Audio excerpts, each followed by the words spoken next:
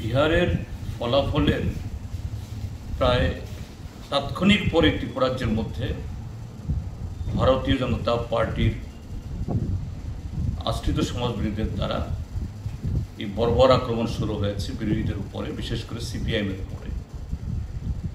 এমনকি তাদের একজন কার্যকর্তা প্রকাশ্যে ক্যামেরার সামনে বলছেন যে সিপিআইএমকে এবং তাদের যদি কোনো কর্মসূচি তারা করে তাদের দৈহিকভাবে আক্রমণ করা হবে, তাদের শিক্ষা দেওয়া হবে। এই ঘটনাগুলি কি প্রমাণ করে? যে বিহারের ফলাফল সম্পর্কে ভারতীয় জনতা পার্টি শুধু ত্রিপুরাতে না, সারা দেশে তারা খুব গুরুতর সন্দিহান ছিলেন। গত 20 বছরের অপশাসনে, দুর্নীতি এবং জনগণ থেকে বিচ্ছিন্নতায়, কাজে বিহারের রেজাল্টের পর যদি এটা তাদের বিরুদ্ধে যায়, এটা সারা দেশেই তাদের জবনিকা টেনে আনবে। এই ত্রিপুরাজ্যের মধ্যেও, যদিও বিহারের নির্বাচন, কিন্তু ত্রিপুরাজ্যের মধ্যে এদের হৃদকম্পন শুরু হয়েছিল। কিন্তু সেখানে যদিও এগুলো আরও পরীক্ষা নিরীক্ষা আরও বিস্তৃতভাবে এই এগুলা সম্পর্কে বিশ্লেষণ করার পর তারপর বলাই সমীচীন হবে, কিন্তু প্রাথমিকভাবে সারা দেশ থেকেই এটা অভিযোগগুলো উঠছে। বিভিন্ন মিডিয়া থেকে আঙুল তোলা হচ্ছে যে নির্বাচন কমিশন বিভিন্ন সময়তে তার দেওয়া তথ্য আর ফলাফল, যে বিহারে যে সেখানে কোনো পলিটিক্যাল পার্টি স্বাধীনতার পর 52 সালের পর 101টা আসনে এই প্রতিদ্বন্দ্বিতা করে 95টা আসন জিতে গেছে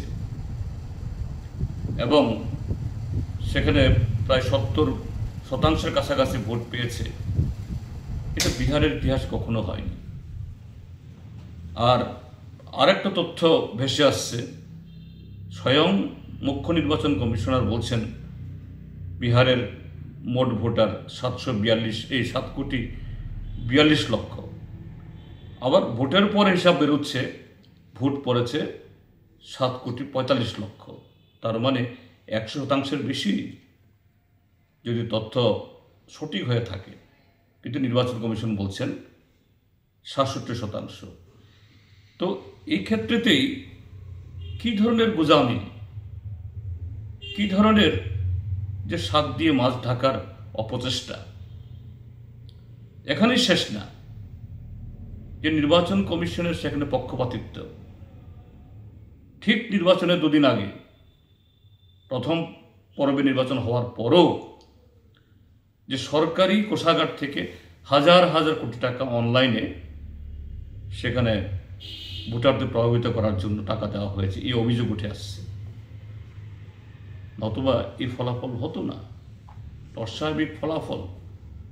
কাজেই এইভাবে একটা ম্যানিপুলেশন করে এই ফল হওয়ার পর ত্রিপুরাজ্যের বিজেপির যারা এই দিন গুনছিল, হাফ ছেড়ে তারা বেঁচেছে। কাজেই এই যে অস্বাভাবিক প্রতিক্রিয়া, ঠিক আছে বিহারে তারা জিতেছে, বাজি পটকা ফাটাতেই পারে, বিজয় মিছিল করতেই পারে, কেউ আপত্তি করবে না। কিন্তু এটা কোন ধরনের বিকৃত মানসিকতা? অন্য দলের পার্টি অফিস লুট করতে হবে, বিধায়কের নেতৃত্বে আগুন লাগাতে হবে, বাড়িঘর জ্বালিয়ে দিতে হবে, দোকানপাট লুট করতে হবে, মোটা দানের চাঁদা তুলতে হবে। এই হলো ভারতীয় জনতা পার্টি। গণতন্ত্রের প্রতি তাদের কোনোদিন শ্রদ্ধা ছিল না, এখনও নেই, থাকবে না। শুধু তাদের বিরুদ্ধে নিন্দা বাক্য নয়, আগামী দিন সমস্ত গণতান্ত্রিক শক্তি ঐক্যবদ্ধভাবে এদের মোকাবেলা করাই হবে মূল কাজ, গণতন্ত্র রক্ষার জন্য এবং দেশ থেকে এই গণতন্ত্র বিরোধী, সংবিধান বিরোধী এই শক্তিকে হটানোর জন্য। আজকে হয়তোবা এইভাবে 2-1টা এই প্রতিষ্ঠানকে ভাড়া করে সাহায্য নিয়ে টিকে যাচ্ছে, কিন্তু অনন্তকাল এভাবে যাবে না। মানুষ শেষ কথা বলবে।